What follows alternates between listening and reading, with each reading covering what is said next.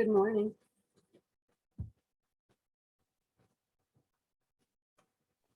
Good morning, Ken or Carolyn, or both. It's both of us.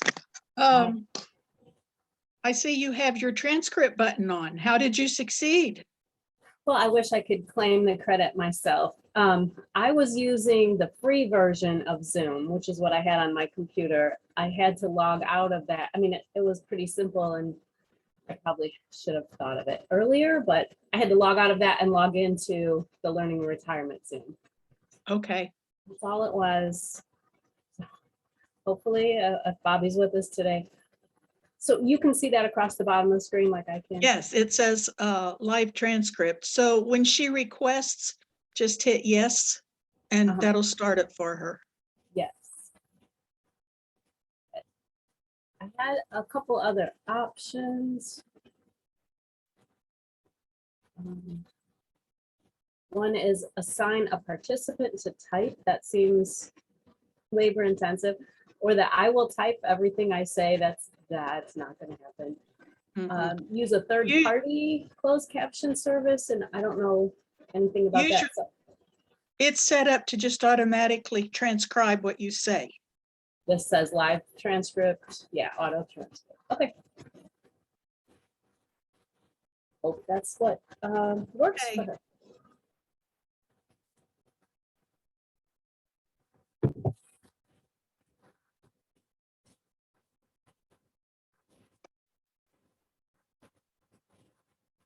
And do you live in neighborhoods where you had trick-or-treaters? No, we don't have trick-or-treaters. And you? No, we're in a bit of a neighborhood, but with a long curved driveway. It's a little intimidating in the dark. So I did panic. I saw actually one dad with one child on Cedar Creek Road. We're off of Cedar Creek. So I made my husband go to the store and buy a bag of candy just in case. But now we're left with it. When we started getting trick-or-treaters who were bigger than us, we decided that trick-or-treating was done. So we don't even turn the light on. Good morning, Esther.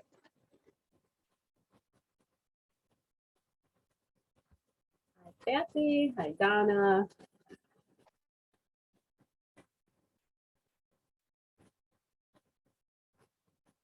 Can you all see the closed captioning at the bottom of your screen? I think you should have the option of turning it on if you don't already see it and if you would like it.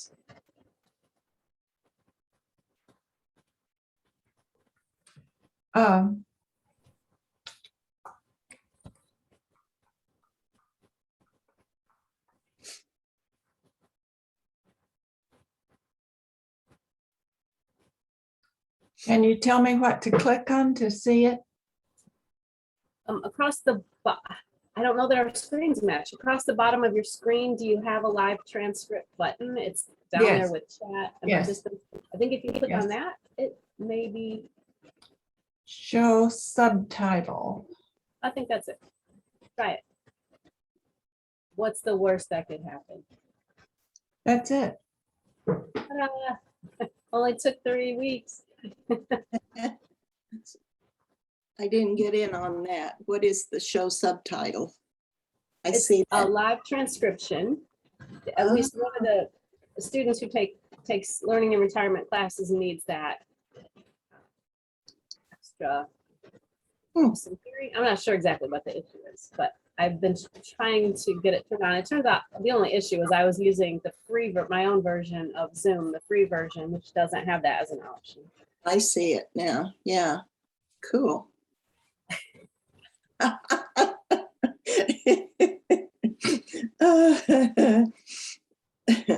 So there are students taking this for credit? No. Oh, okay.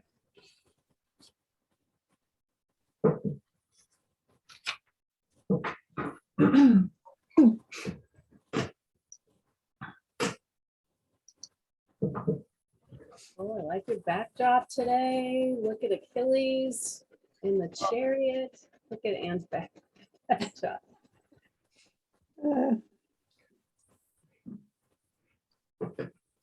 and Nancy. Good morning. Hi, Reen. I haven't seen you in ages. You're muted. Hi. I'm unmuted now. I'm not very good at this. I'm so glad I've managed just to bring it up as an achievement. Me too. Mm. Morning, Carol. I don't know who A is. Welcome, A.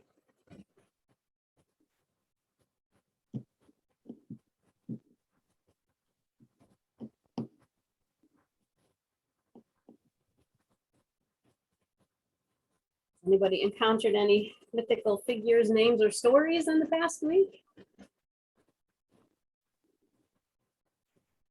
I'm sorry, say that again, please. Have you encountered any stories or names or characters from mythology this week that you were aware of?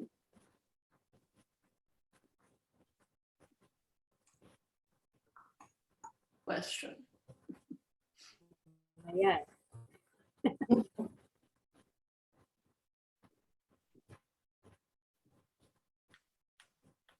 I did, but I can't remember what it was. Damn that. We probably all did and either didn't notice or just don't remember. Well, I just remember turning around and saying to my husband, well, that's a Greek god, but I don't remember the context or who it was. Have you been playing Jeopardy? Yes, All right. yes. I want to Yeah. know the first time you get a mythology answer right on Jeopardy because of your reading here. Yes, I didn't get, in fact, I'm sure that where I ran into it this week was on Jeopardy. I did not answer the question, but I remember the answer was a Greek god. And I remember turning around and saying, I recognized it, but I can't remember who it was. Good morning, Barb. Everybody see my note in chat? Talk about heroes. If you have ideas, I think we can all avoid any partisan political discussion that might result from a concept of hero. It's kind of a different world these days, isn't it? Who our personal heroes are might reveal more about us than they would have in the past. But I think we can all avoid that. I trust you.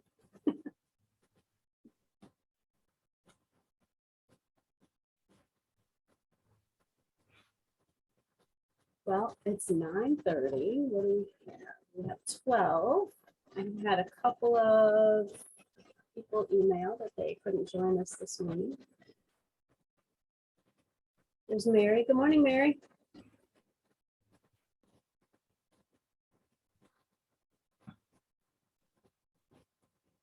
Getting there. Connecting. Mhm. Good morning. So 2 huge topics again today, and I'm a little distracted by that closed captioning because it just changed TOO to TWO as I continue with my sentence. That means it can understand context. Wow, I'll try and ignore it. We're going to talk about heroes. Hamilton organizes her book by this section that I kind of pointed you to. This for today is heroes before the Trojan War. So trying to work in something of a chronological order. So there we have Perseus, Theseus, Hercules. Hercules you've surely heard of. The others maybe. You've certainly seen pictures of Perseus. If you've ever had, for example, flowers delivered, his winged sandals are the floral delivery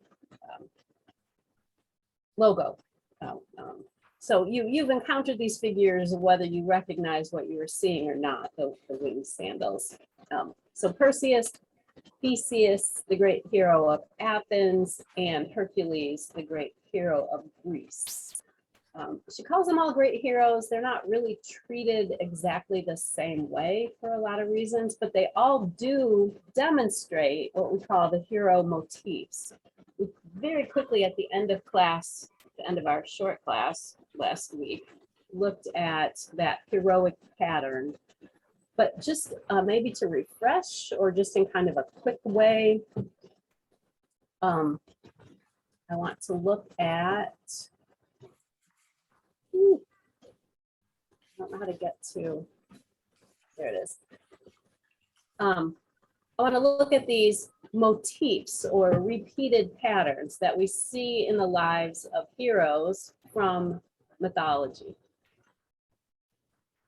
So the first element, and this is such a short list that I would say every great hero, everyone who's labeled a hero from ancient Greece is going to display these elements. That much longer list that we looked at and that we might look at again in between our two sections today, those are a little more hit and miss. So you might have this characteristic, but not that one. But this little short list is pretty universal. So first of all, there's something extraordinary about the hero's parents, or birth, and sometimes all three of those. If you looked at Perseus' story, you know that his conception was very unusual, and his birth story of being cast into the ocean in a boat adds to that element too. And all three, Perseus, Hercules, and Theseus, all three display that element certainly. Heroes typically have a secluded childhood. They're either unaware of their exalted status, or they're just being hidden away for their own safety. So they have the divine childhood, it's usually called. A hero undertakes a quest. A quest is an epic journey with starts and stops and obstacles. And a hero visits the underworld and returns. That element is truly present in every great hero story, and it's obvious what it represents, right? The conquering of the one implacable enemy, death itself. So Hades is not death, the underworld is not hell, but it is a place no one wants to be. It is a grim place. It is, it is dark, it's austere. It's not eternal punishment, but it's not life either. So to be able to visit there and return is a characteristic of a truly great hero indeed. And paradoxically, the ancient Greek heroes almost never live happily ever after. There is no great reward for the hero in ancient Greece. So it kind of reveals a lot about Greek society. It was a very stratified society. There truly were the haves and the have-nots. The notion of childhood as a part of life apart from adulthood, that there is going to be some clear demarcation between childhood and adulthood. There are sociologists who believe some of the issues we're seeing with American teens today is that there's no such demarcation. There's no moment at which you become a full member of the tribe. There are no rituals that are universal for when a child becomes an adult. But childhood as a secluded, idyllic part of life. The notion of the quest, as I said, I think last week, the quest is undertaken not just for the hero himself. If it's just for his own personal fame or benefit in some way, it doesn't count. So the hero is in it for the community, the country, the planet. If we look at modern day quests like Star Wars, the quest is an epic journey for the benefit of others beyond the hero. Visiting the underworld and then kind of living out the rest of one's days, struggling with maybe the glory days. So those are the characteristics that tells us about ancient Greece.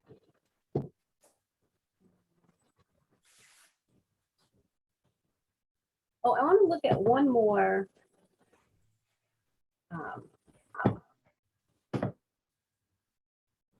One more term before we continue. Does anybody have any questions? Yeah. I just had a comment that I read that I see that most of them don't live happily ever after, except Perseus said they do end the story of him saying he lived happily ever after. And if you read that little introductory paragraph to Perseus' story, you saw Hamilton's comment that this is a little different. It's more like a fairy tale. Right, these- and I thought it just seemed like a fairy tale. It does, absolutely. These Okay. 3 chapters together really illustrate the challenge of mythology, of studying myths. Because how do you tease them out from each other? So Theseus, for example, goes to Crete. Jill, if you want to go ahead and mute while I'm talking, that's causing some feedback. There it is. Perseus goes to, oh my gosh, I lost my train of thought. I'm so sorry. Oh, Theseus goes to the labyrinth and kills the Minotaur. Nope, lost my train of thought. I'm sorry. Percy, all 3 of these stories, and it's in the context of that story. So the overarching story is Theseus sacrificing himself to go be one of these every 7 years sacrifices to the king of Crete, to the Minotaur, and in doing that,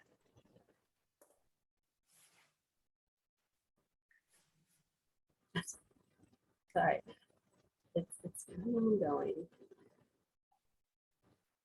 We're gonna have to come back to Theseus. Oh, studying stories. I'm so sorry. It's in the context of that story that we have the story of Icarus and Daedalus. Do we know that story? Icarus and the wax wings. He flew Yeah. too close to the sun. Right. So that's not really a standalone story that was told all by itself. We can pull it out and it makes a great story, and kids certainly love that story. But in terms of how we have that story, it's in the context of Theseus going to Crete, encountering the labyrinth and the Minotaur. And did anybody read the chapter? Does anybody read that chapter on Theseus? About Theseus? Okay, so you have the Minotaur, and it is a half beast, half man, representing our own beasthood, our own divided nature. But because of a whole series of tricks and evil deeds, the king's wife falls in love with this beautiful white bull. And it's actually Daedalus who invents a device. These Greeks were very literal thinkers, invents a device whereby the queen can be with the bull. And so Daedalus invents some creepy device by which the queen can fulfill her ardent desire for this bull. And that's why Daedalus is in prison. The king's like, you what? Down into the labyrinth with you. And so Daedalus, and who was a very clever inventor, he will appear in many, many stories. He and his son are imprisoned in the labyrinth, and he comes up with the wax wings idea, warns his son, don't fly too close to the sun, but youth are stupid and impulsive, and he does it anyway. To kind of parse out all these stories and tell them separately means you have to leave out a lot of context. So Perseus' story has a lot of elements of heroism, but you're right, it is different from the others in that way. And that's a good observation. One more concept I want to talk about, or at least, at least introduce you to.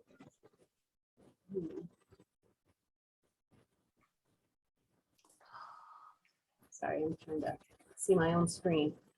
The concept of hubris.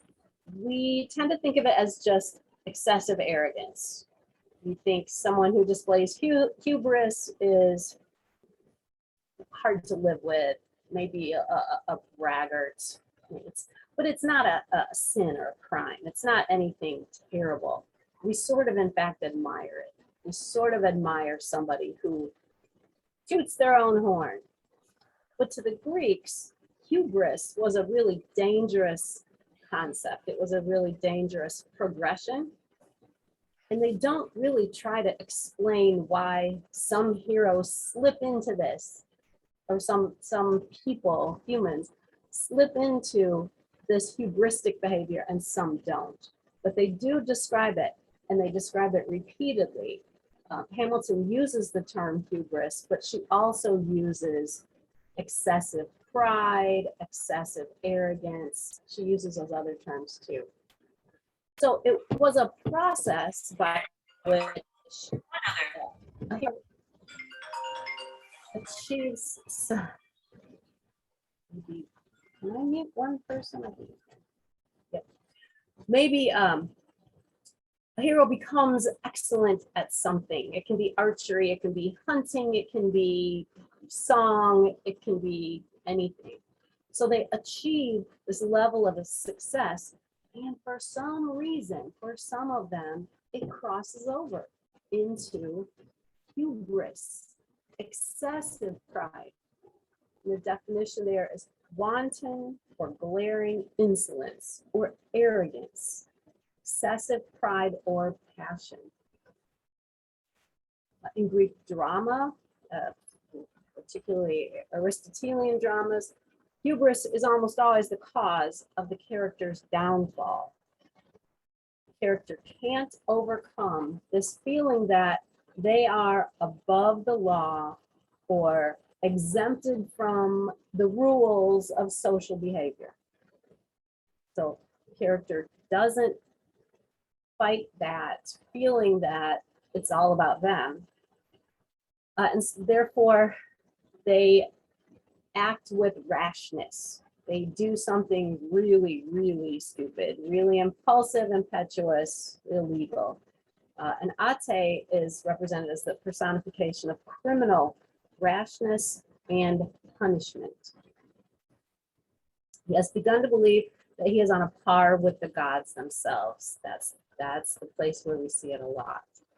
So in today's culture, we see professional athletes, celebrities, and politicians. Those are the groups that we tend to see this with, where they get so good and are so highly rewarded by our society for what they do that they begin to behave in ways that are unacceptable. And at some point, most of them reach that intolerable place. They commit an act that we suddenly say, you know what, that's it. You've been acting like this, but that crosses the line. They are then visited by nemesis. We know that word, we understand that concept, and we talked about that last week, I believe. She was the goddess of vengeance, retributive justice. So those two concepts are going to be important as we go along. Okay, so we have some heroes today. We have Perseus. Perseus story. Interestingly, Perseus is actually Hercules' great-grandfather. Hercules is the one that we all know. Hi, Alan. Hercules has all kinds of typical motifs. So we start with King Acrisius. He has a daughter. He's getting on in years. He's like, you know, I really, really, really need a son. I'm going to go to the oracle, the Greek psychic hotline. I'm going to go to the oracle and see if I'll ever have a son.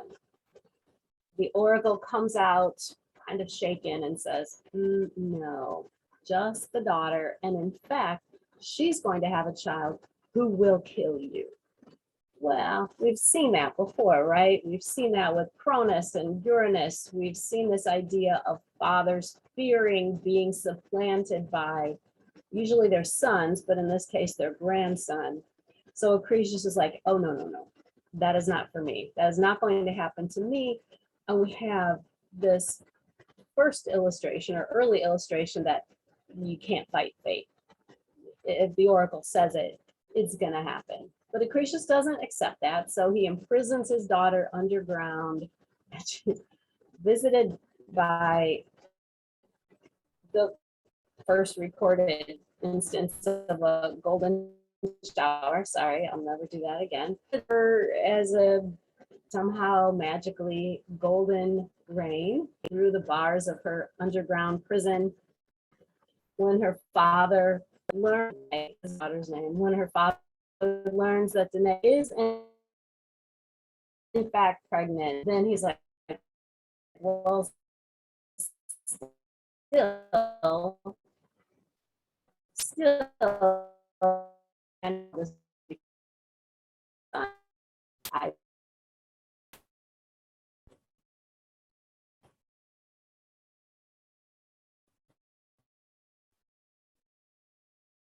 can't. Prohibition about bringing the wrath of the gods on his head. He can't just kill it. So he listed throughout mythology, exposing a child on the hillside.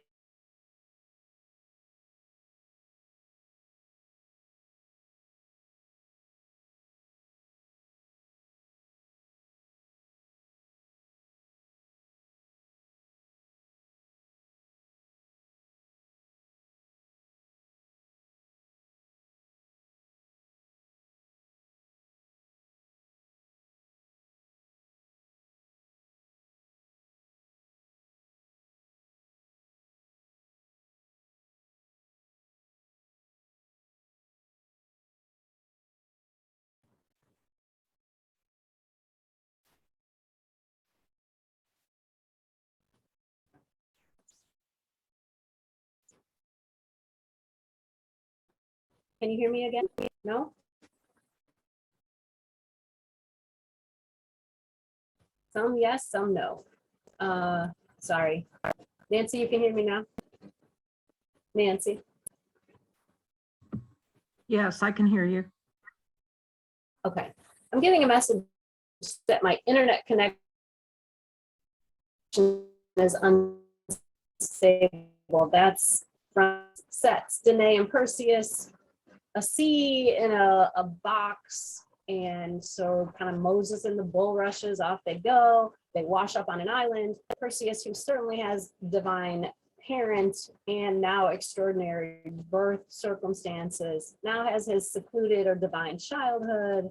He makes that rash promise. We talked about that earlier, where he says, I'm going to get you the head of Medusa. This is his sort of stepfather's brother who now decides he wants Danae. I like a map. So let's indulge me a little bit. And this is some of what we see. So Perseus and Accretius are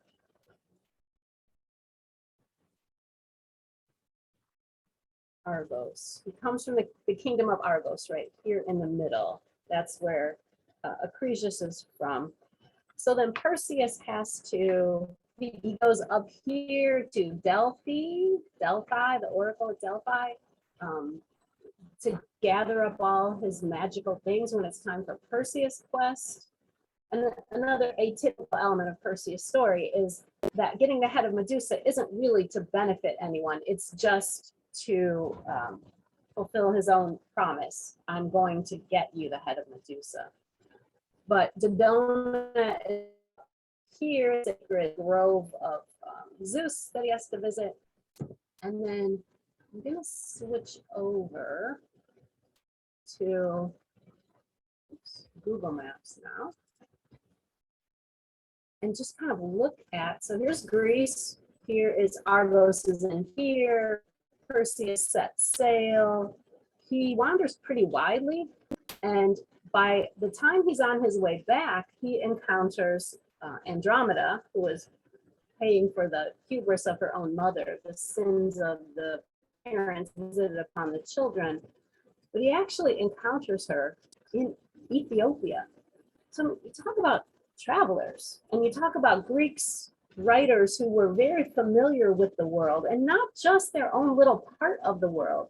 For them to understand and refer to Ethiopia down here, out here on the point, this is where Andromeda is encountered by Perseus.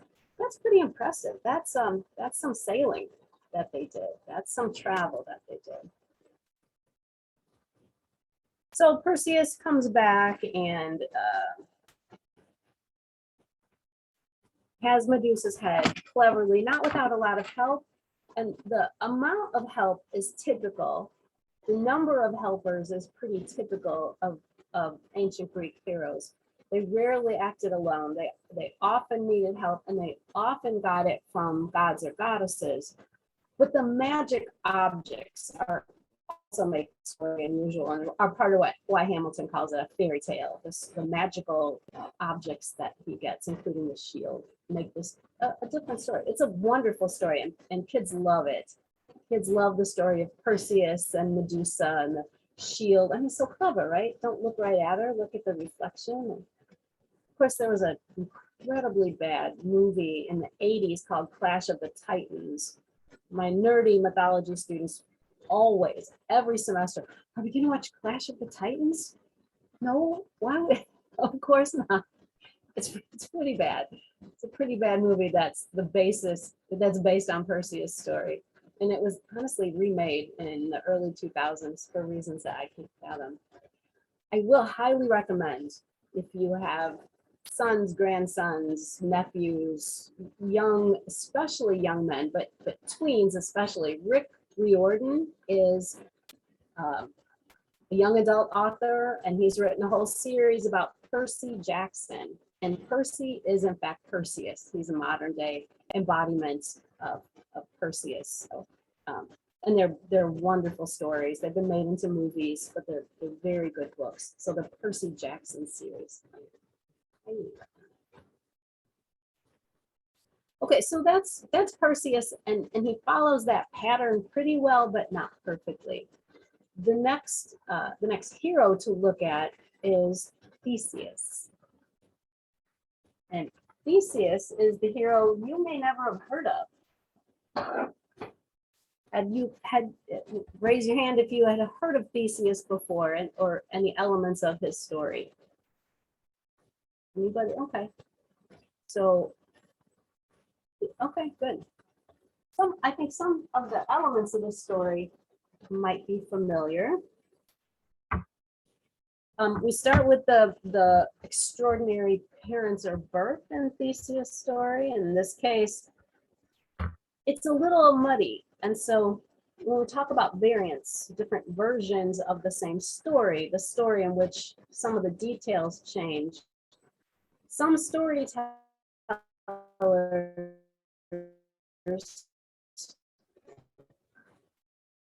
suggest that Poseidon really was his father. In other stories, Theseus' mother put that rumor protect. So either he was fathered by himself.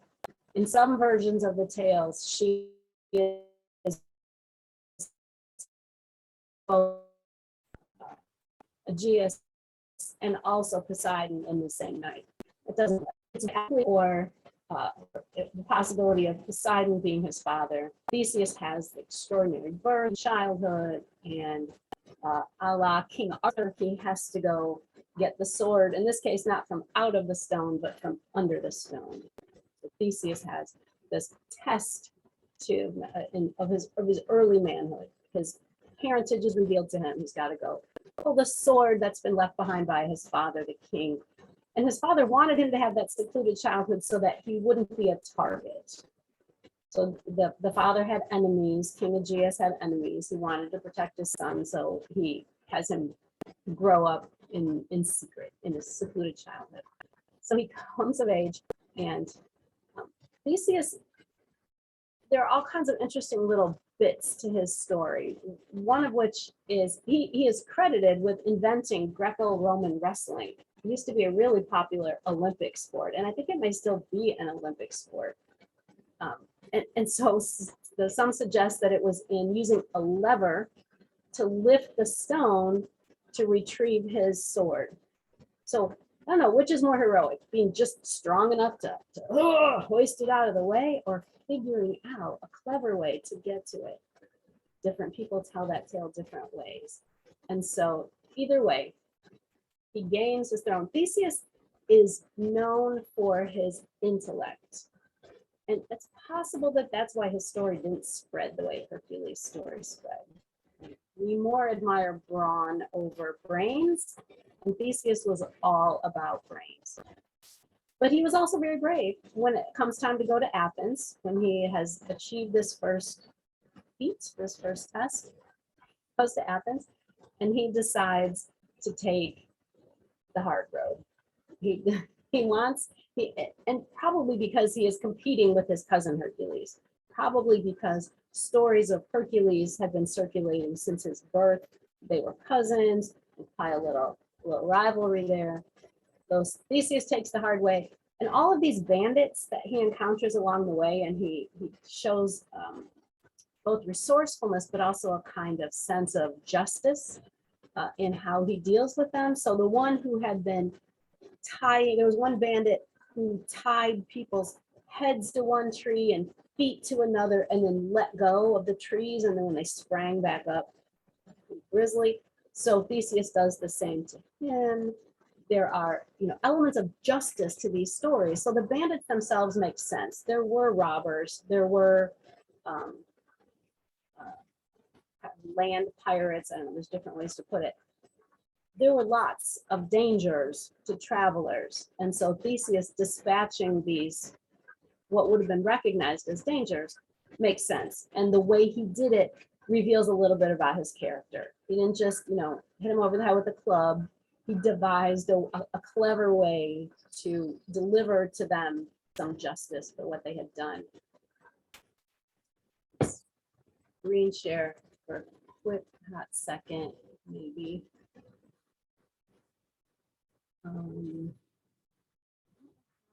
To see where things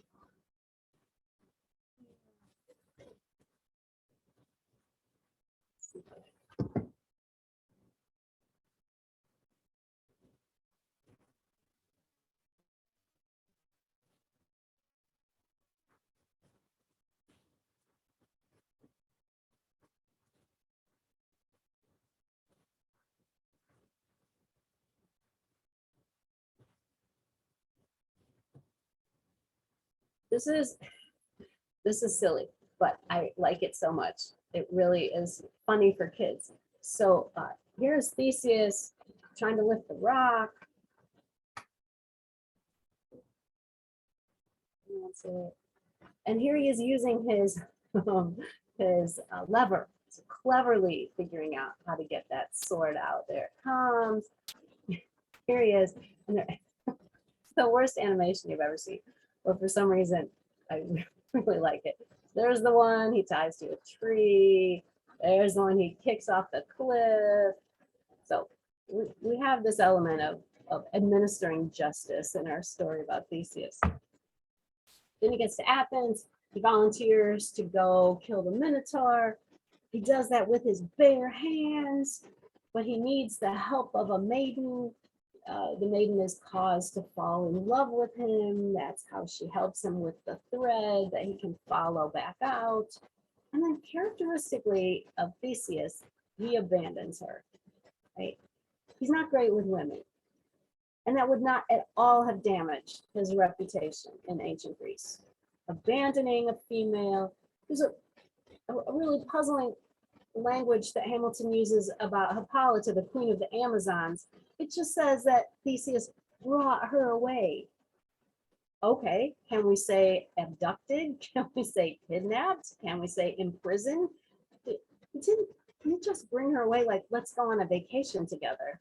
He abducted the queen of the Amazons, but that did not damage his sterling reputation. One of the parts of the story that is especially telling and interesting to me anyway, is his trip to the underworld. You would expect when you hear that heroes visited the underworld, that would be some sort of noble undertaking, right? That they would be going there to rescue someone. And often they did. That often was the case, that the trip to the underworld was a noble, heroic undertaking. Here, it's peer pressure. It's his dumb friend. He has a friend named Perithous who gets him in and out of all kinds of dangers and struggles. And so in this case, Perithous has been widowed and he decides he needs a new wife. And he sounds like a bad joke. How dumb was he? He was so dumb. He decided his next wife was going to be Persephone, queen of the underworld. He's like, dude, come with me. I'm gonna go get her. And then Theseus, not uncharacteristically, says, an adventure? Okay, I'm in. So they go to the underworld. And Hades Hades knows what's going on. He's a god, for heaven's sakes. He watches them with quiet joy. Like, yeah, bring it, boys. Come on down. Try and get her. He knows exactly what's going on. And when Perithous and Theseus arrive in the underworld, he doesn't kill them. That would be pointless. He does punish them, of course. They certainly must be punished. So he puts them on the chair of forgetfulness. That is such a weird little detail, right? That they're trapped in the underworld. But what it would have meant to ancient Greek society, hearing this story, that would have been pretty horrifying. So as we saw, the Greeks were incredible travelers, but they always desperately wanted to get back home. I mean, that's the entire basis for the Odyssey, is Odysseus' desperate longing for home. They weren't conquerors like the Romans. They didn't go plant a flag and stay and rule some new kingdom. So this chair of forgetfulness means they've lost their desire for home. And that's a kind of a frightening detail. Disappear for a minute. This is it backwards on your screen? It's a children's book, D'Aulaire's Book of Greek Myths. My sister-in-law gave it to my kids when they were little, and they ate it up. They absolutely loved everything about it and read it start to finish. And in the story of Theseus, there's such a funny detail that I just want to read a little excerpt. So Theseus and his friend Perithous have been enchanted. They've been placed on the chair of forgetfulness. And D'Aulaire writes, a long time later, Heracles, which is actually the Greek name of the hero that we know as Hercules. Hercules is his Roman name. He's just about the only hero that we know almost exclusively by his Roman name. But Heracles came to Hades on an errand and pitied the two heroes, trying vainly to get up from the bench. He took hold of Theseus and tore him loose with a mighty tug. But when he tried to free Perithous, there came a loud earthquake. The gods did not allow Heracles to set him free, for he had shown too great irreverence by daring to want a goddess for a wife. Theseus returned to Athens, wiser but thinner, for a part of him had remained stuck to the bench. Ever since, the Athenians have had lean thighs. That's so weird and funny. So that's Theseus, and he's the great hero of Athens. And there are some little details in Hamilton's version that suggest why that might have been so. My students were often puzzled by Hamilton's description of him as becoming a wise and disinterested king. They thought that meant he was just kind of bored, didn't really want to rule.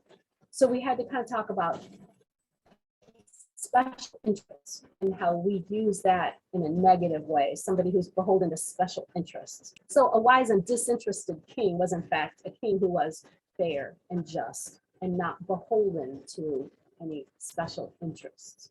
So Theseus is always portrayed as a great king. And in fact, a lot of scholars believe his character, he is based on a historical figure from around Homer's time. And that would make sense too. Another thing that all three of these stories illustrate is what scholars call the story cycle. And in particular with Hercules' labors. And we see a little kind of mini version of that in Theseus' journey to Athens. And Hercules' labors, those were probably all originally separate little stories that were circulating that may have paid homage to a particular chieftain or king or minor politician of some kind. And then when there comes a need for a great hero, writers would have sort of gathered up all of those tales and put them together and ascribed them to the same person. So if Theseus was a historical figure, he didn't kill the Minotaur. The Minotaur is a beast from a much earlier time than when these stories are supposedly set. So this gathering up of tales is characteristic, but the stories don't always make sense together to scholars who understand all the elements of them and when they probably came from. So Theseus is certainly representative of the hero who doesn't live happily ever after. He has a tragic end to his tale, disbelieving his own son, losing his son, losing his wife. It's a tragic end to the story. He certainly doesn't even come close to living happily ever after. But he remains revered in Athens, or he remained revered in Athens. And that's our first truly great hero. Our second one then is Hercules, or Heracles. I'll call him Hercules because we just always do.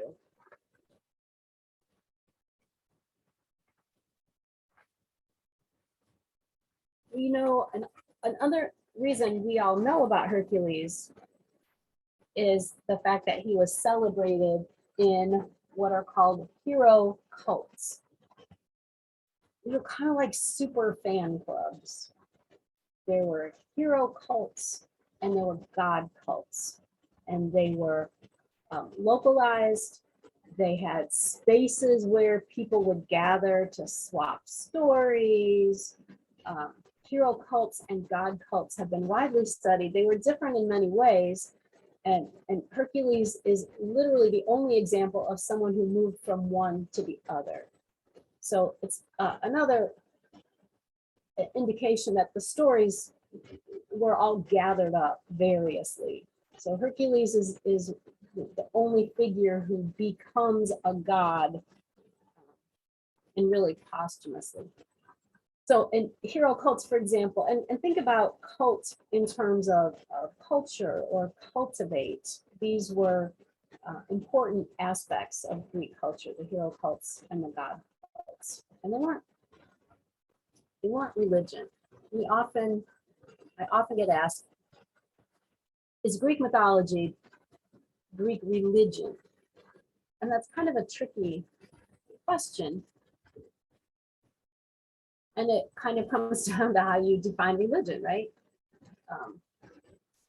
Harvard professor, well-known professor named Gregory Nagy, studied ancient societies. And his definition of religion is that back in the day, in what he called small-scale societies, religion was simply a combination of myth plus ritual. And that's how he always wrote it. So if that's how you understand religion, then clearly these stories did constitute a type of religion. So ritual is, he defined it as deliberate activity in a marked sacred space. So deliberate activity to us, thinking about our version of religion or the way we conceptualize religion, that would be gathering on Sundays, that would be the kinds of ritualized prayer or song. It would be our worship service.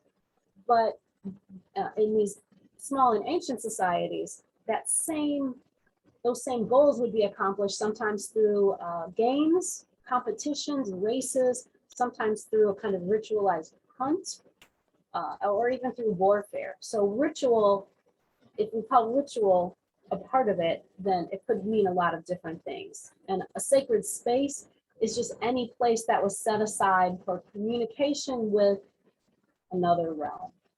So it didn't have to be a building, and in fact, it wouldn't have been. So Zeus's, when Perseus visits Dodona, that is a sacred oak grove. So it was a sacred space. It was a space to communicate beyond our own knowable world. Myth, the word myth actually, mythos actually just means story. So myth has to do with speech. It always has to do with speech. And myth referred to deliberate speech in a sacred space. To us, that means prayer, maybe hymns as well, depending on our religious tradition. But deliberate speech to ancient Greeks also included oaths and promises, and then the kind of odes that were written to celebrate the winners of various competitions. So sacred myth plus ritual has to do with things that happen in a sacred space. So hero cults were always localized. Hercules is one of the most specifically tied to a place. There are lots of local heroes beyond Hercules. Even women could be heroes, even babies. And heroes sometimes were believed to actually literally come to life. It's funny to say that just after Halloween. The word for that coming back to life was epiphany. Right? This epiphany, this return to it. So, religion, yeah, kind of. And so Hercules, because of the number of hero cults, we know a lot about Hercules and about his life, and a lot of these stories survived.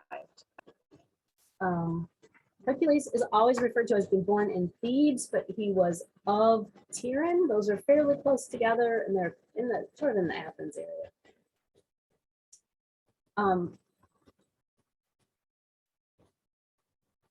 Theseus was not celebrated in the Mycenaean age, the age that preceded the Dark Ages. So Theseus is a hero of a later time, of more of a Homeric time, but Hercules stories place him much older. Homer doesn't write about Hercules. He isn't interested in brawn. He isn't interested in the impulsive nature. So part of what made Hercules beloved to ancient Greeks was his impulsive nature. Did anybody read the chapter on Hercules, or anybody know much about his story besides the labors? There are some perfect examples in that chapter of Hercules' impulsiveness. It began in childhood when he didn't like something his music teacher told him. He killed him by banging him over the head with his musical instrument. And then the other thing that made him beloved is he was always very, very sorry. So there's that story. But then the classic tale of Hercules' impulsiveness is probably when he went to visit, lost the name, went to visit a friend.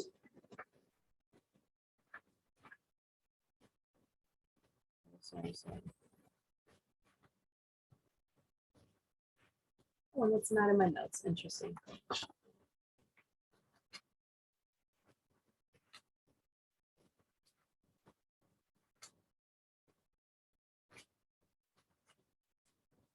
Oh, sorry. It was right here. So Hercules goes to visit a king. This king's wife had recently died. Interestingly enough, the king himself was supposed to die, and he didn't want to. So he sent his wife instead. Seemed like a pretty good solution. And then Hercules shows up, and the house is in mourning, but he doesn't notice that. He wouldn't have. He wanted to party. So they welcome him because they must, the rules of hospitality. Even though the house was in mourning, he is welcomed into the house and he is fed. There's not a big banquet. And finally, he's drinking, he's getting loud, he's getting boisterous. And finally, he's like, why is everyone so glum? And finally, one of the servants kind of whispers to him the story, the queen has just died. And he says, well, that's terrible. I'll go get her. So drunken Hercules goes to the underworld. This woman was not supposed to die anyway. So it's not a huge feat for him to grab her up and bring her back.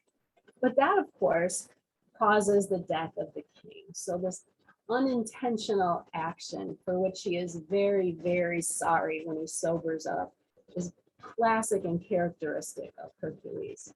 So very impulsive, but also very big-hearted.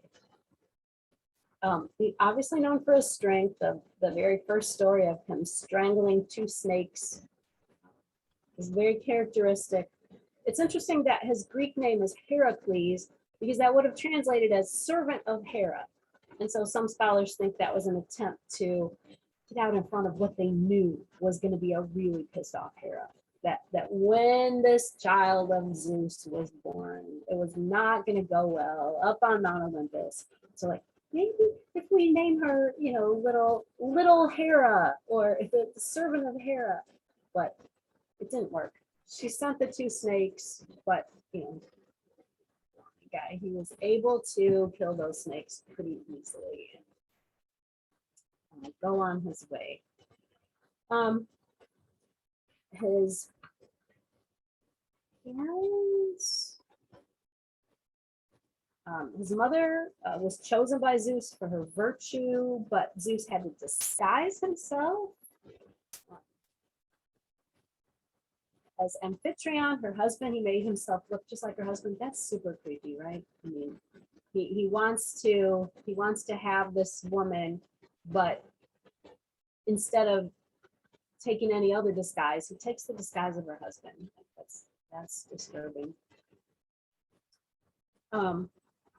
So then once Hercules, he marries the love of his life, they have children, things are going along pretty well, he's a good citizen, but Hera never gives up. And so she visits him with a fit of madness. And in this fit of madness, he kills his wife and his children.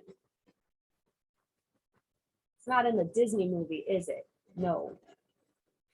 The Disney version, beloved by children, and thankfully not entirely accurate. So we have Hercules kills his wife and children, and then he's devastated. He's utterly devastated. But everyone knows it wasn't his fault. He is not blamed.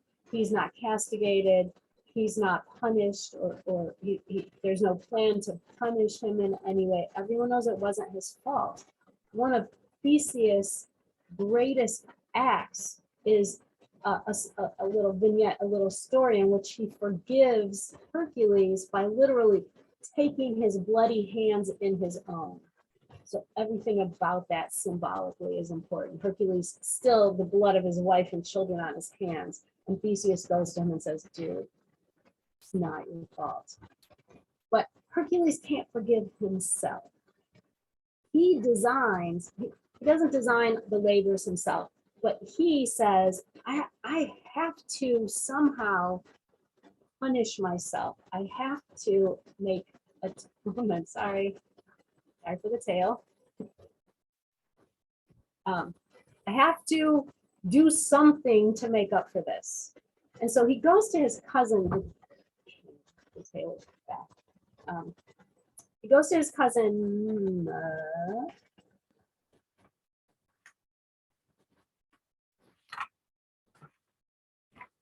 Eurystheus. So Eurystheus is referred to as a king. He was the king of Tyrrhen, which is this small village near Athens. But king wasn't quite accurate. King, more just a ruler. Political reality was changing. They needed one strong king less and less. So individual little areas would have their own king, but they were more a chieftain or a prince. So then Eurystheus says, you need to make amends somehow. Okay, let's see. how about you accomplish these particular tasks? And he designs the labors of Hercules, the 12 labors of Hercules, probably one of the best known stories or story parts in mythology. We've all heard of the labors of Hercules. So again, a storyteller at a banquet would never set out to tell the story of Hercules' life. Greek poetry didn't work like that. Greek events didn't work like that. And so it would have been one of the labors or some of the labors of Hercules, because the audience already knew the whole story. They knew why he was performing the labors. They knew his essential character. They knew how his story ended. So these tales, again, probably already circulated, ascribed to various other kings, princes, vassals, chieftains. But when there was a need to make Hercules become a god because he was needed, his great strength was needed, then they ascribe all these stories to him. Tiran was an agricultural area, so the number of these labors that have to do with things that threatened agriculture make perfect sense, whether they were beasts or something else. The stories themselves make sense for the character of Hercules.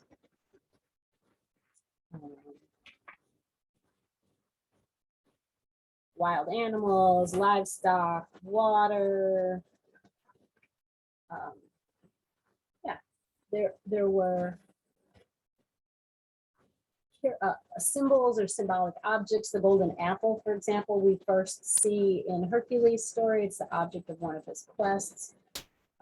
We have the Caledonian boar hunt. We'll see that tale again later, important for a different reason. Looking for some of his other labors. Any favorites? Any stories that struck you? Anybody want to chime in with a comment or question?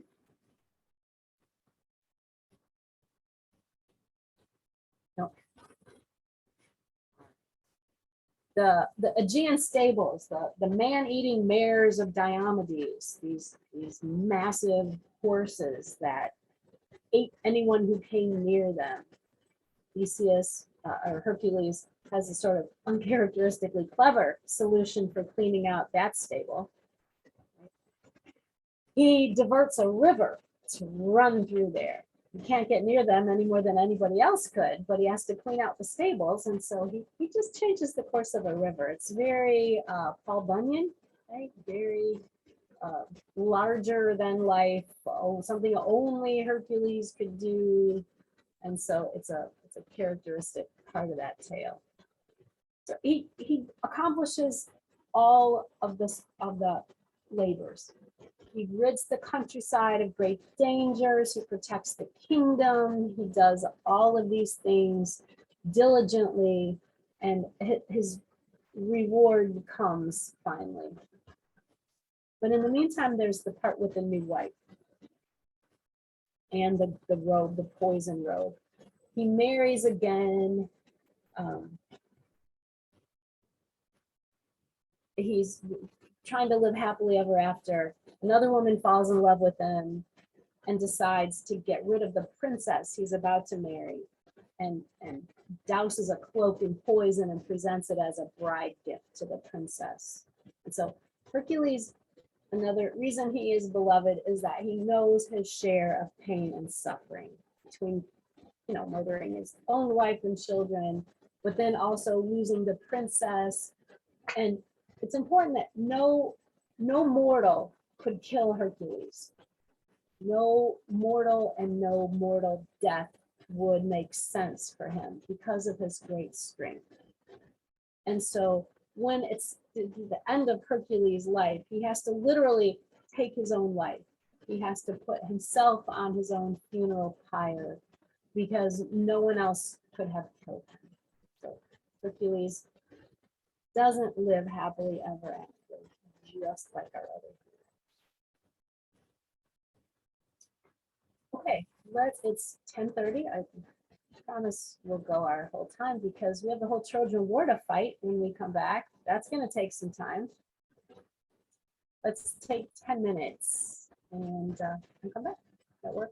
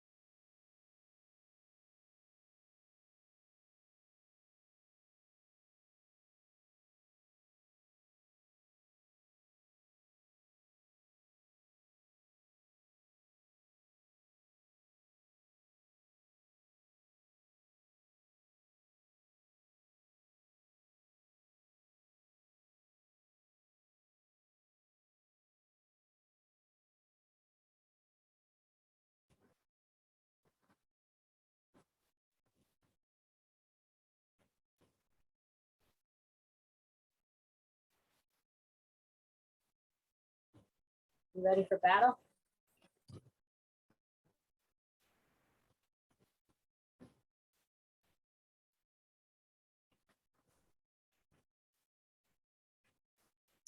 Jill, I'm sorry about that. All I can say is I have Frontier Internet.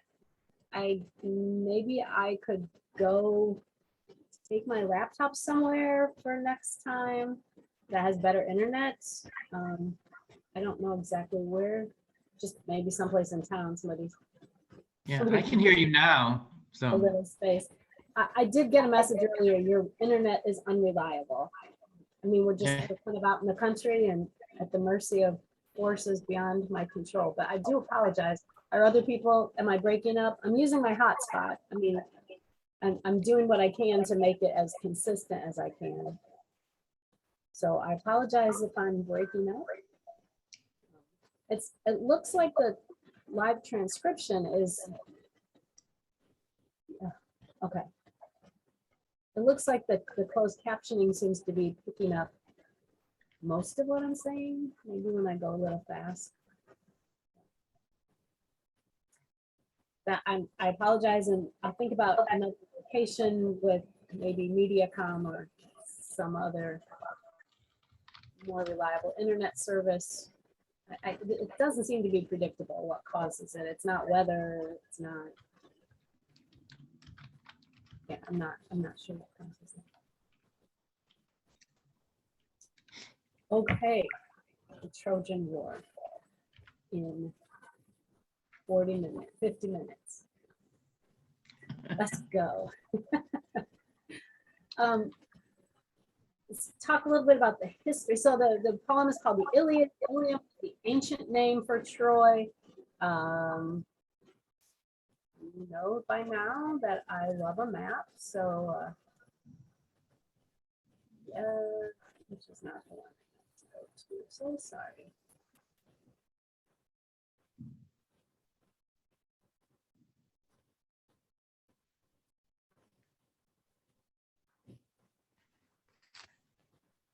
This one will do.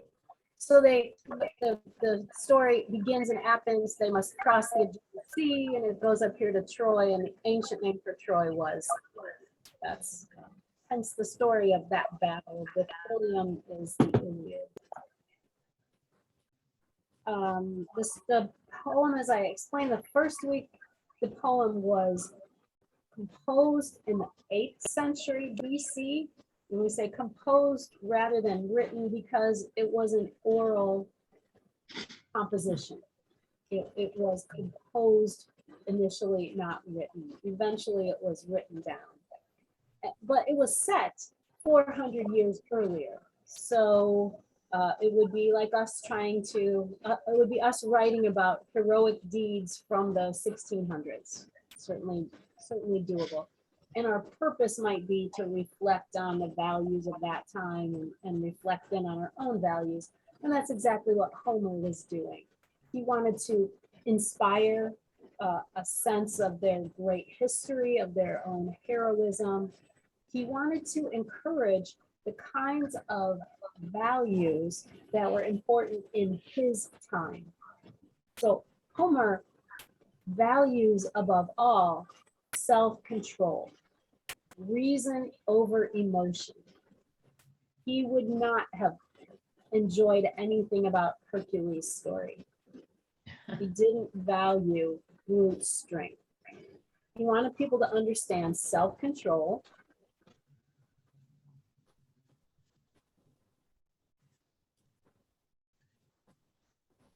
sorry. If you're not muted, there's a request that everybody mute yourself, and that cuts back on feedback on that weird sound that you sometimes hear. So if you're not muted and you can mute yourself, that would be great. So stories told from back in the day. And the reason, well, it's been an extremely popular story forever. In fact, it was, just as recently as 2004, made into a major motion picture, the movie Troy. Some odd casting to me, but it wasn't trying to be historically accurate. It was trying to tell a great story, which is thousands of years old. One of the reasons we can now talk about myth as having one foot in history and one foot in legend is a German banker named Heinrich Schliemann. He grew up, and I think I talked about this a little bit our first week. He grew up with his father reading him the stories, and so he remembered details like the place where the three hills meet. And so when he had established himself and he had some disposable income, he went to Troy, he began to dig and discovered that there had been a great city there. And eventually real archaeologists came along and discovered the ruins of 9 successive cities on that same spot, because it was such a strategic spot. To get through there, you could then get through to the Black Sea and all of the natural resources and all of the riches that existed in the countries surrounding the Black Sea. So scholars believe there probably was something like a Trojan War, but it was more likely to be economic. Troy had just loads and loads of gold, and it's not in an area where that would have been mined naturally, which means that gold was charged by them to get through that narrow strait, to get what's now Istanbul, to get through there and into the Black Sea. So there probably was a Trojan War. It's probably a historical event as much as a fictional account, but it probably was economic. It might have some harm done to the honor of an Athenian king, even one involving a woman, could have given the pretext for war. That would have historically made sense as well as fictionally made sense, that some affront to the honor of the king had to be addressed. So there probably was a Trojan War, and we know that for a lot of reasons. The Doric invasion, the start of the Greek Dark Ages, that could have been one of the things that drained the resources of central Greece and allowed that invasion to take place. So if we date the Trojan War to 1200, and we call the Greek Dark Ages the period from 1200 down to the time of Homer in 800, it kind of all lines up to a lot of scholars and makes sense that it was as much historic as fictional. Either way, it's a great story. The poem itself it's obviously part of an oral tradition. If you have read the Iliad, it's 15,000 lines. It's a whale of a poem, and it's broken into 24 books. But that's a much later structure that was imposed on it. So it didn't have to be broken up into chunks during Homer's time or any of the 1,000 years after, because no one would have ever attempted to do more than tell a bit of it at a banquet, at a festival, at some kind of event. So you didn't have to put things in a particular order. You just were told part of the story. So another way scholars know that it was an oral composition, the use of, closed captioning just called that an oil composition instead of an oral composition. The use of epithets, so those descriptive words that might come before the name of a character, might come after the name of a character, or sometimes even take the place of. So gray-eyed Athena might be Athena of the flashing eyes, or even, she of the flashing gray eyes. So that tells us it was an oral composition. Lots and lots of repetition. The sound of battles is the same in battle after battle, because you wouldn't have gotten tired of it, because you wouldn't have just heard it.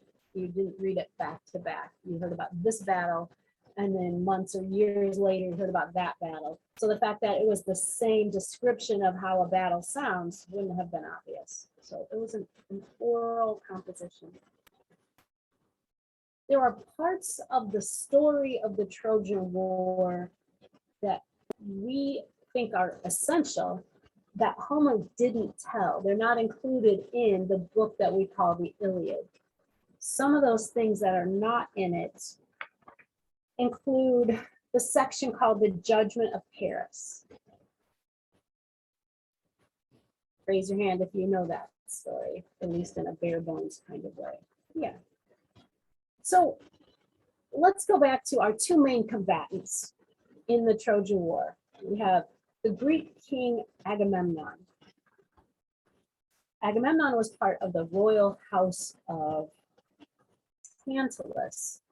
This means he's part of a doomed family. So Agamemnon is he's going to be up against it no matter what. So Agamemnon is king of Greece. And this is sort of a late construction. He's married to Clytemnestra. She is Helen's twin sister.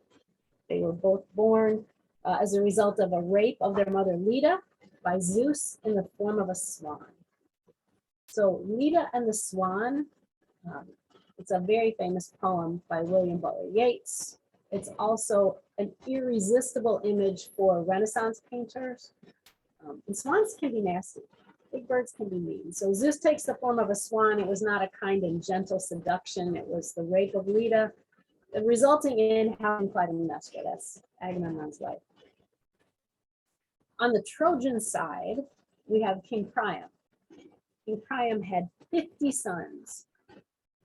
He was told by a prophet that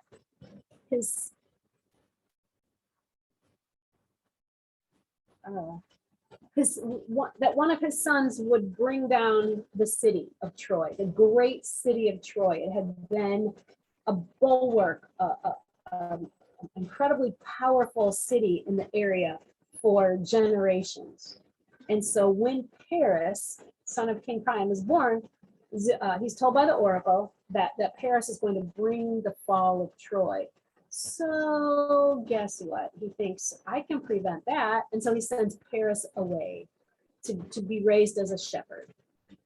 You know how it all ends. So here's Paris, very, very dissatisfied. Paris knows he's better than this. The shepherd life is driving him crazy. And so imagine his astonishment and delight when the three goddesses appear to him.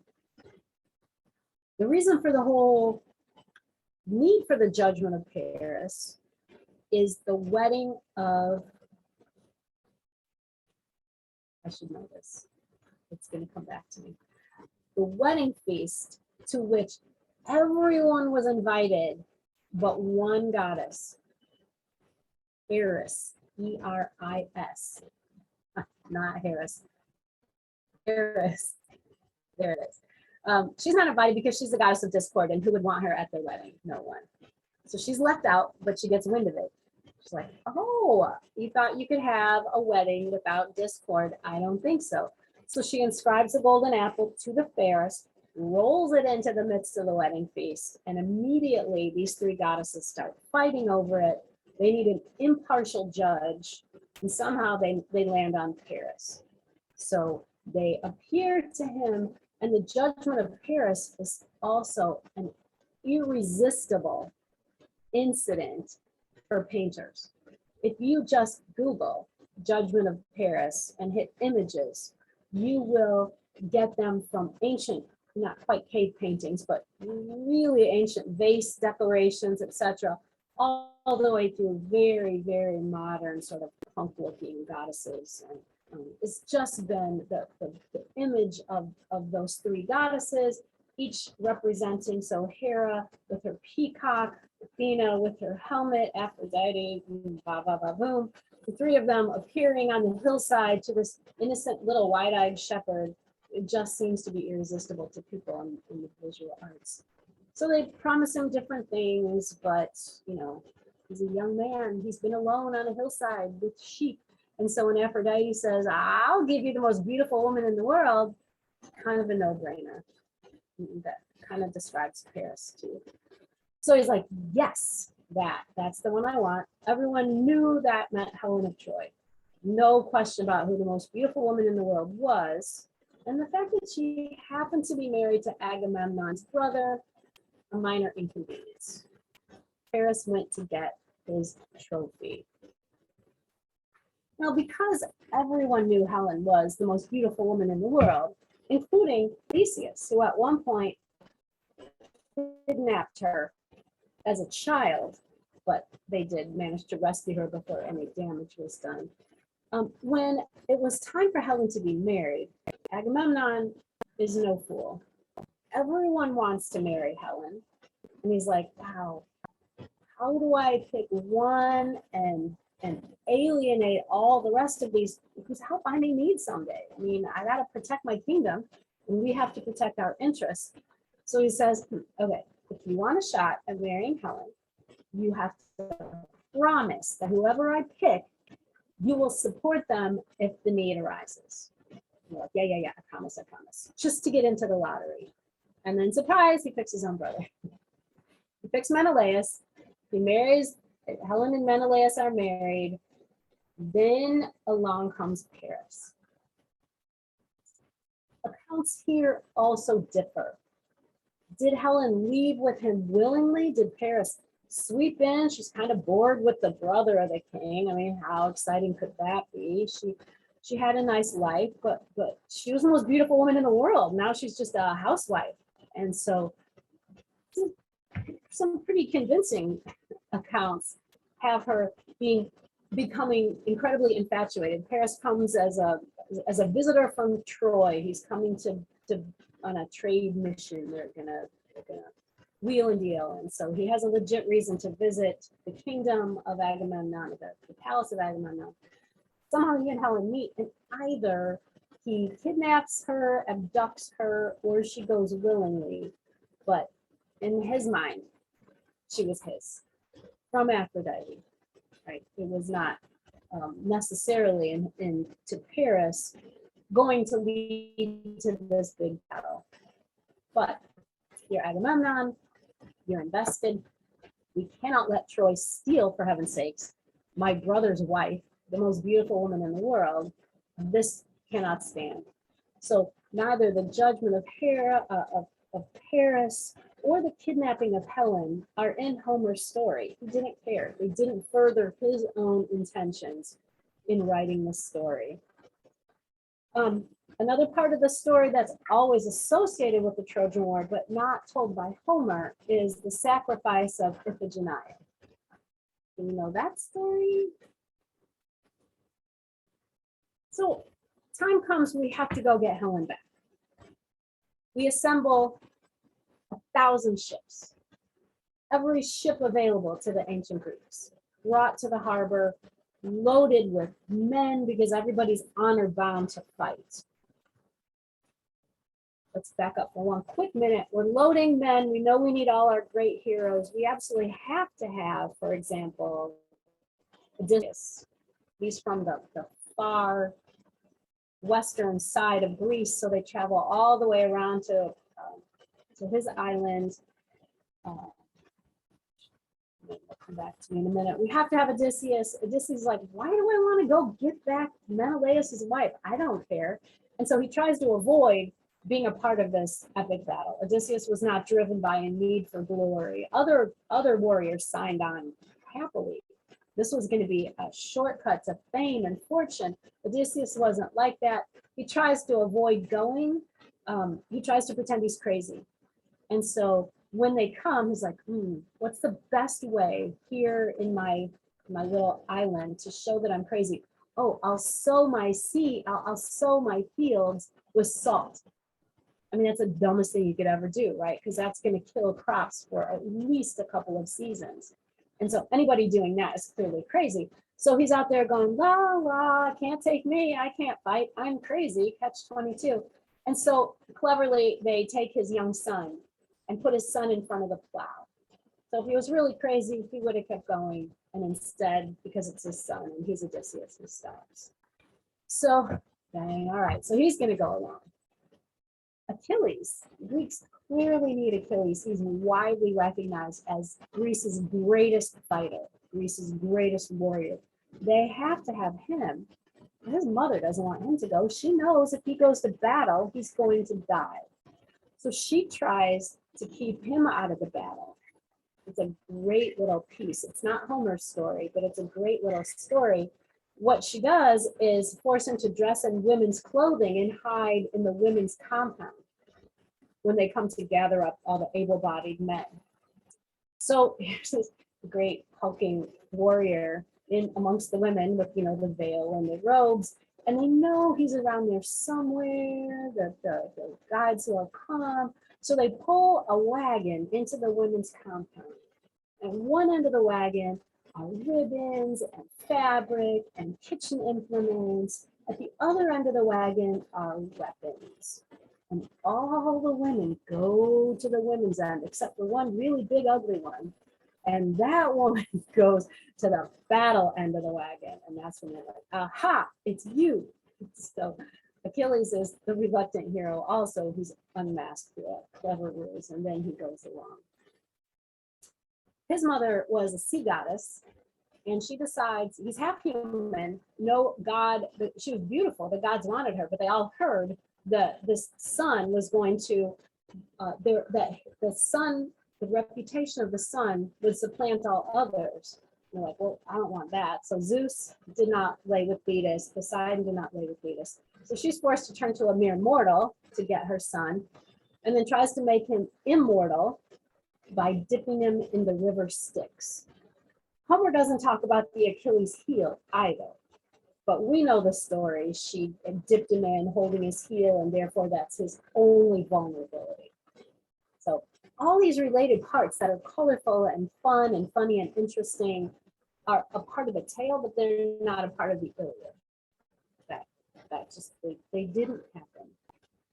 Oh, so now we have Achilles, we have Theseus, or Odysseus, we have all of our warriors, we have our 1,000 ships, we have everything ready to go. They're loaded with food and water, and there's no wind.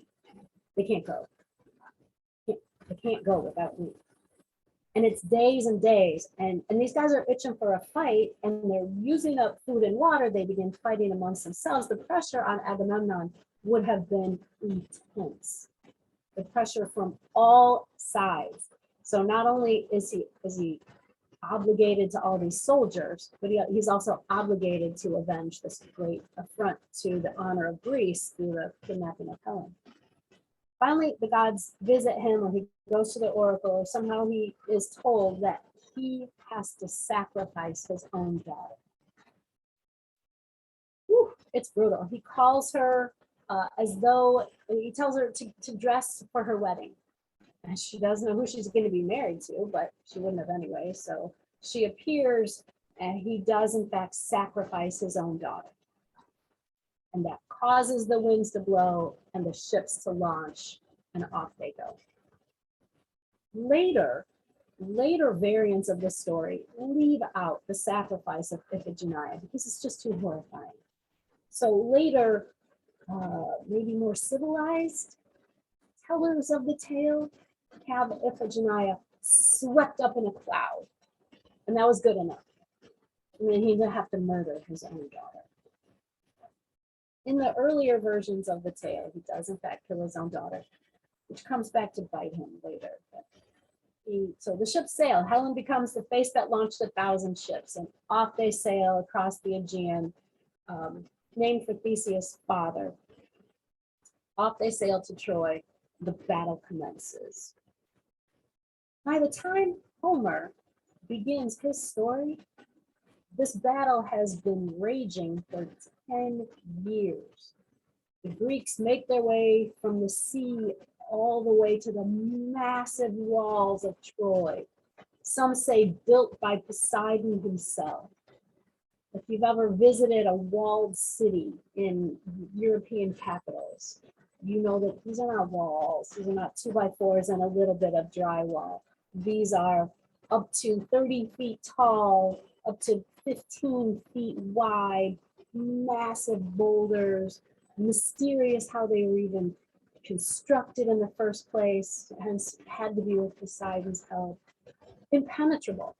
And everything the Trojans needed, at least in the short term, inside the walls.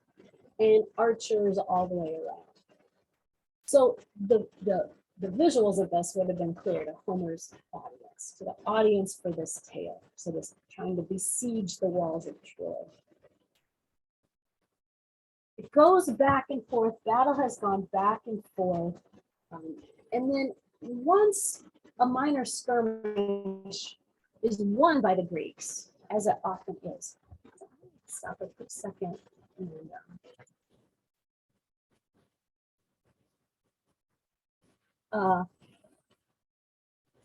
look at a couple of translations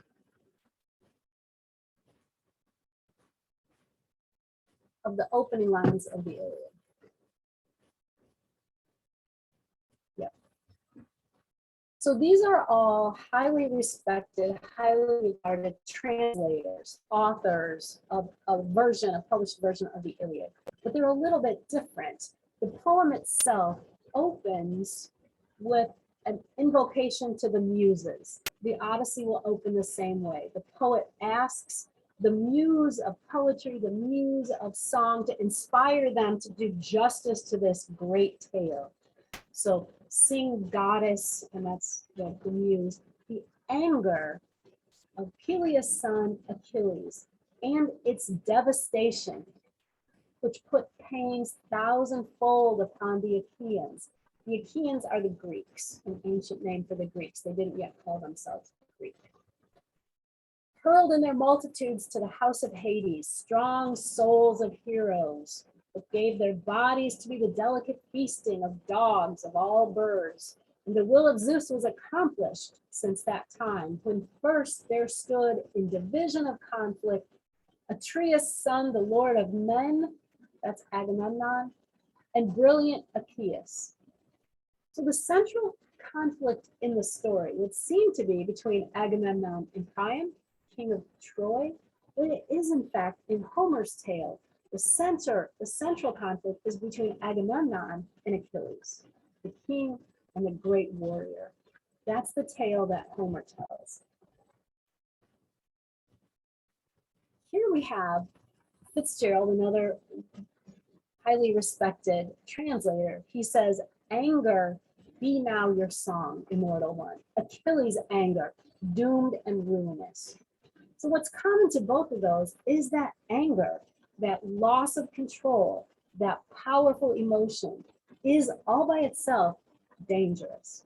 That men should strive above all to control their anger, because when they lose control, shit happens. So the saying, carrion for dogs and birds, the will of Zeus, begin our tale when the two men first contending broke with one another. Lord Marshal Agamemnon and Prince Achilles. So king, prince, lord, these are interchangeable. The concept of king was not established the way it is now. And here, beyond even anger, we get to rage. So these are all translations. It's all trying to get to what Homer most feared or regarded as the most dangerous of emotions, and it's rage. Rage, sing the rage of Peleus son Achilles, murderous, doom that cost the Achaeans countless losses. So all three of these translations, while slightly different, have in common the danger of anger, the danger of strong emotion. So it's been 10 years. We get close. We win a battle. When the Greeks win a battle, there are prizes that are captured. I wish those prizes were things like gold cups. Some of them were, but the best prizes were women. There you have it. And they were not treated any differently than gold cups. So great heroes in the battle were given the hottest women. Like, this is your prize. So it's not pretty, but that's the way it went. So Agamemnon takes from, as the king, from this group of women who have been abducted, he decides he wants that one, Chryseis. That's the one he wants. He's the king. His ego is out of control. Because person after person, including Achilles, tell him she's the daughter of a priest. She's the daughter of a priest of Apollo. You can't desecrate that woman. You can't have her. You can't.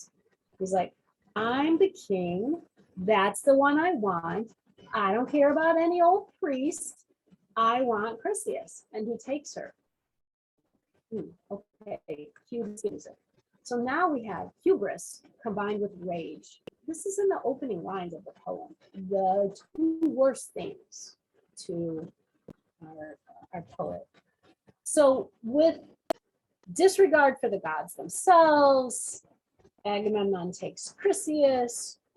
Finally, he is appealed to by enough people. And in fact, another battle goes against them. And he becomes convinced that it's because Apollo did intervene, to turn the battle against him. Like, you have to give her back or we are completely screwed. And he finally is like, really petulantly, he's like, fine, I'll give her back. But then I want the next best prize. And so he decides he's going to take the woman who has been given to or chosen by Achilles. So it's on. Achilles is like, no, you're not going to take my woman. I'm the most important guy here. So now we have these egos butting heads. This is the conflict of the story that is of most interest to Homer. And this is what drives the rest of the tale. So Agamemnon says, if I had to give up the priest's daughter, I'm at least going to get the next best prize. He takes Achilles' woman. Now, Achilles has been doing incredible feats. He's been winning battle after battle. He's gotten them as close as they ever get to glory and victory. But now he's like, oh, okay. He has a very angry exchange with Agamemnon and he retreats to his tent. He takes his ball and goes home. He's like, you can't do it without me. If you're going to dishonor me in this way, I'm not going to play anymore. He retreats to his tent. It goes really badly for the Greeks without him. The only way they've clung to what they've clung to, the only way they've done anything successful is by being led. And so the tide turns, they're driven all the way back to the beach. They're driven nearly back onto their ships by the Trojans, who recognize Achilles is not down there. And now Achilles has retreated to his tent with his best friend, Patroclus. And Patroclus looks down. He's been supportive. He's hung out in the tent. He's trying to soothe the angry Achilles, who's hurt ego, hurt feelings, and anger are now costing the Greeks. But finally, Patroclus says, I have to step in. He becomes even more heroic than our warrior. And he puts on Achilles' armor. We might think of armor as looking all alike, but in fact, great warriors have custom designed armor. If you've ever seen a helmet with like a big plume on it, for example, part of the reason for that was so the other soldiers would know who that was. So they would know who they were following. So they had very distinctive armor that let them know who they were following. So Patroclus puts on Achilles' helmet, takes his weapons, leads battle. The Greeks make tremendous progress, push the Trojans back nearly to the wall, but then Patroclus is killed. Then Achilles re-engages. Then he is beside himself. Patroclus was maybe his cousin, maybe his lover, certainly his best friend, who's now been killed because of, in Achilles' mind, because of Agamemnon. So then he is in a murderous rage. He manages to kidnap and then kill the Trojans' really only great warrior, Hector. The Trojans really only have a couple of fighters. They have Aeneas, who will go on to father the founders of Rome. They have Hector, they have Paris. But even Hamilton says when Paris retreats from battle because he gets like a paper cut, he gets a minor wound and that hurts. He didn't want to play anyway. And so when Paris leaves, Hamilton says it was no great loss. He wasn't much of a fighter. He was a lover, not a fighter. So Paris is out, but now Achilles has managed to kill her. And in his murderous rage, which we could call madness, He does the unthinkable. There were absolute rules. We have the Geneva Convention, right? There are rules of battle.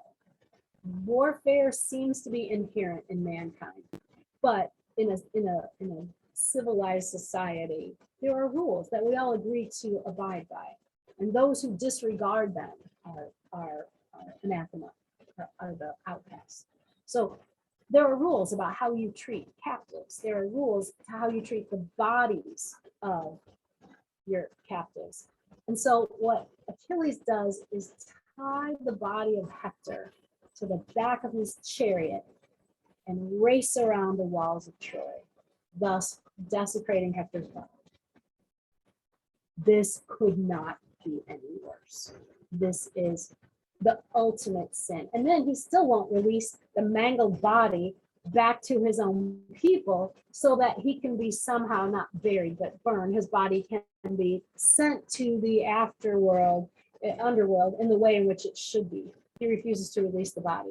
This is Achilles out of control.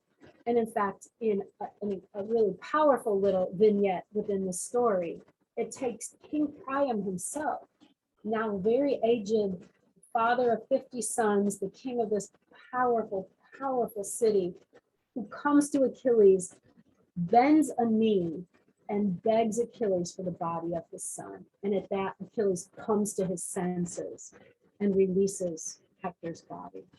It's an incredible, the way the story is constructed, the way the Iliad is constructed, is you have these moments of rising tension that are then broken by a scene of great pathos, a scene of great emotional impact.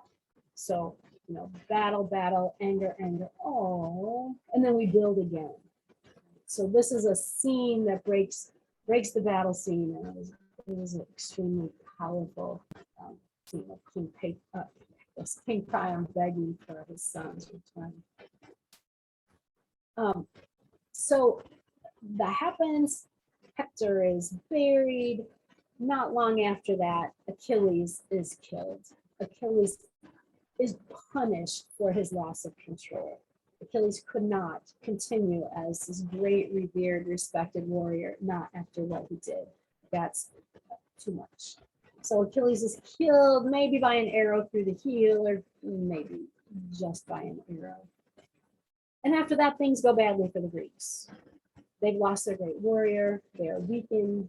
They are on the defensive. They're pushed back. And so another part of the story that Homer doesn't tell, but that we consider essential, is what brings about the end of the war. Who knows what that is? What's the trick that ends the Trojan War, that defeats the Trojans, that gets them in the great walls of Troy?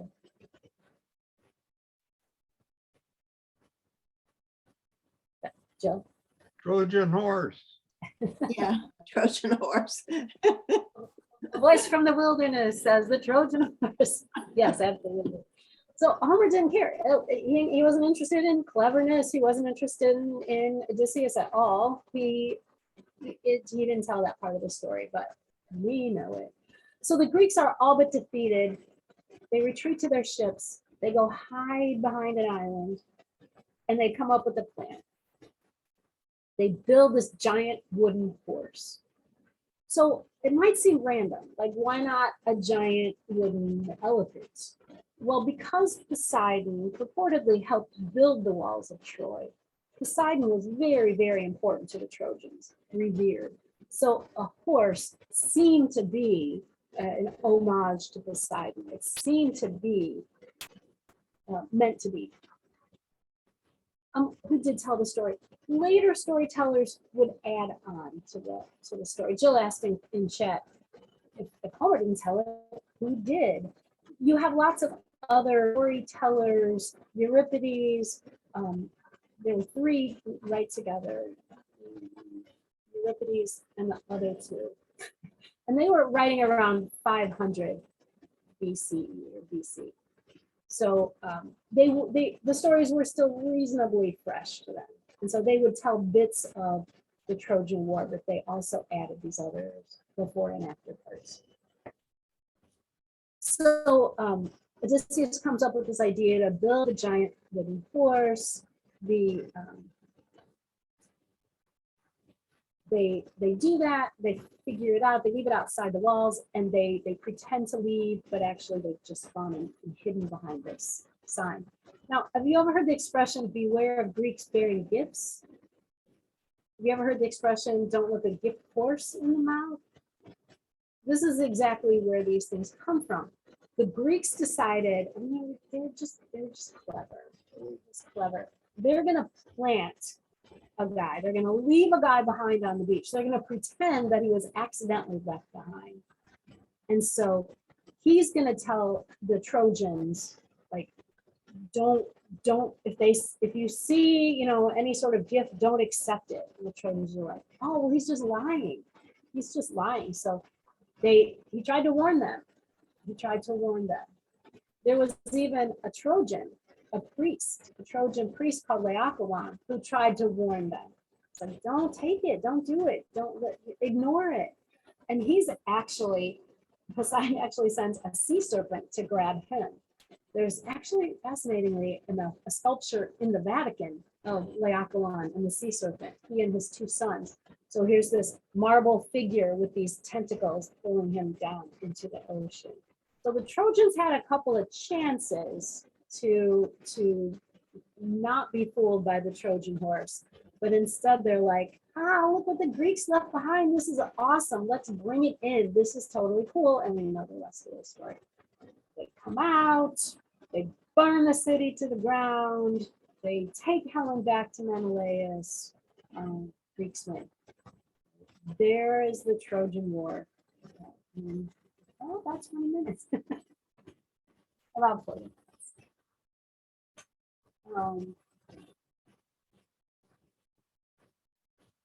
So what the story tells us in Homer's perspective is what it takes to be a hero, what it means to be a hero. I did read the Song of Achilles and I loved it. I'm sorry, I'm responding to a chat. Let me finish up with that idea of a hero. A hero is one who exercises self-control. A hero is one who can rein in powerful emotions. A hero is one who is ruled by the greater good, by his intellect, not by his powerful feelings. So they're a part of life, but if you can't marshal them, you're not going to be a great soldier. There was, did I send you a link to the McCarthy, there was a psychologist working with, actually didn't start out as a psychologist. There was a veteran who went to work for the VA and was working on group counseling with vets. He didn't have any special training, but he seemed to be a pretty empathetic guy. And he started leading these group therapy sessions with these traumatized Vietnam vets. And he was very familiar with the Iliad. So he started telling them about the trauma of war, about the warrior code, the warrior ethos. He started telling them some of the stories that were illustrative from the Iliad. And it became so useful that he went on and became a psychologist. And later in his career, he wrote a book, Achilles in Vietnam is actually what it was called. And he was awarded a MacArthur grant, they call them genius grants, where you're just given a couple $100,000 with no strings attached. You don't have to do research with it or anything. So the stories of the Trojan War have been so persistent because they illustrate something really, some really essential truths. So the modern retellings or the modern tellings of some of these characters are fascinating and really give a lot of insight. There was also a book called Circe. That was, we'll encounter Circe next week when we talk about the Odyssey. Is that next week?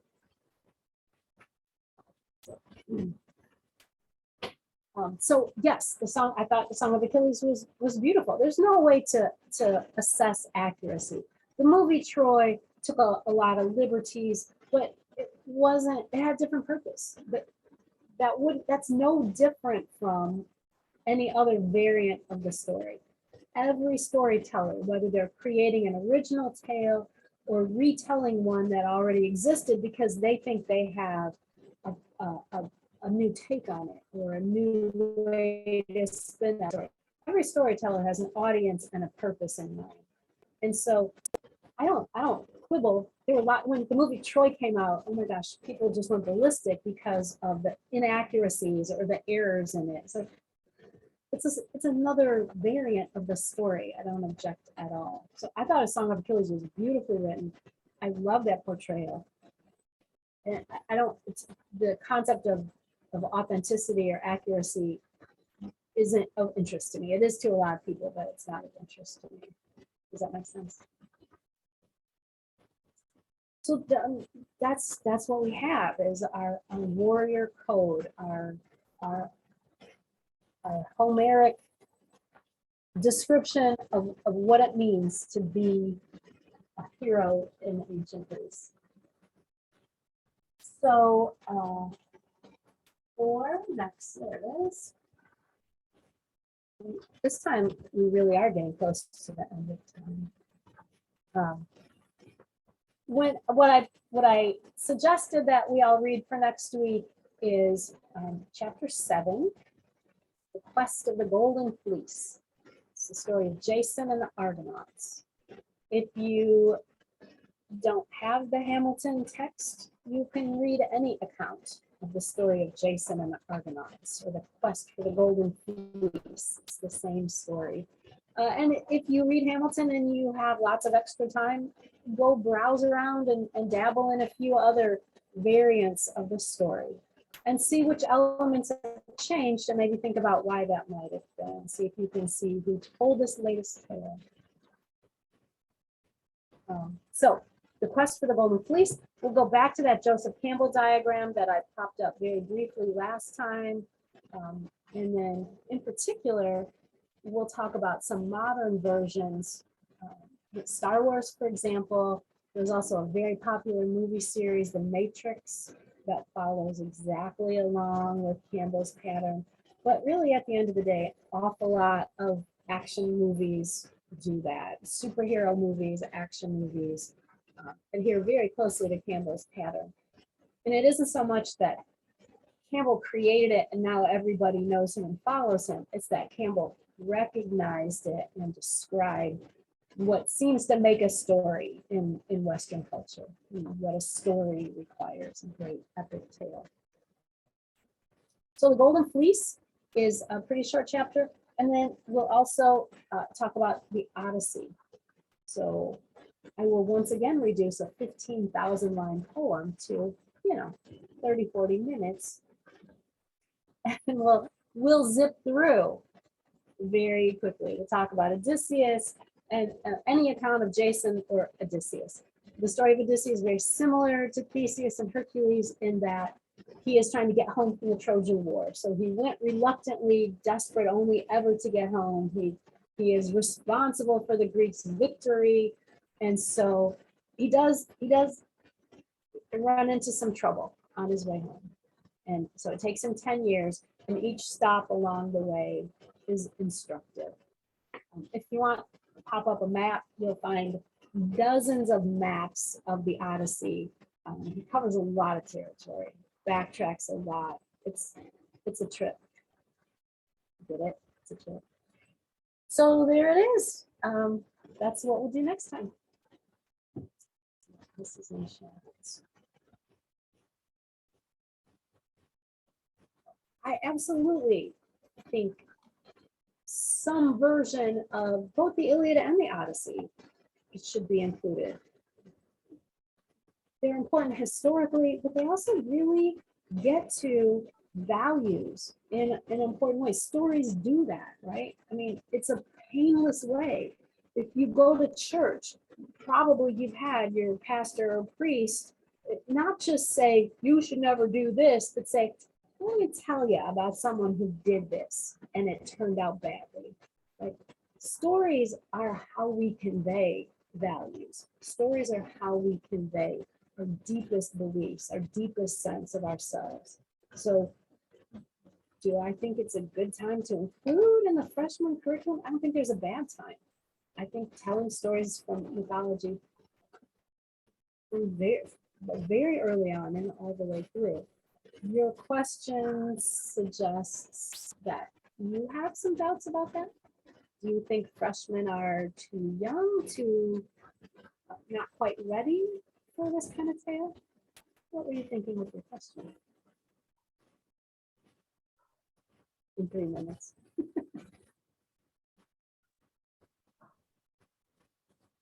don't know who A is, so I can't call you by name, but maybe we'll pick up there next time. Oh, hard to interpret the language. Yes, depending on the translation, I certainly understand that. But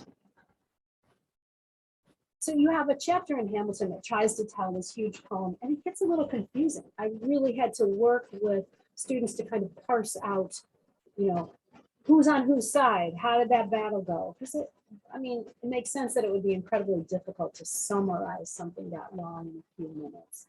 So some of the scenes of battle, I used to try and ask my students, make a list. Who were the fighters on the Greek side? Who were the fighters on the Trojan side? You know, kind of sort it out that way. So some translations are harder than others, but I always invited them to go on the internet and find yourself a version of the story that you can read and then come back to it. But honestly, it was exactly the same thing with Shakespeare. My students who were intimidated by Shakespeare's language, I would tell them, go read a modern translation, even though technically it's in English. Okay, I have 11:28. I am going to leave you with the idea that our whole life is a quest, and we'll come back to that notion next Tuesday. Thank you. Good to spend time with you. Okay, thank you. Good job getting all that in there. That is very interesting. Thank you. Thank you. Thank you, Katie. Thank you.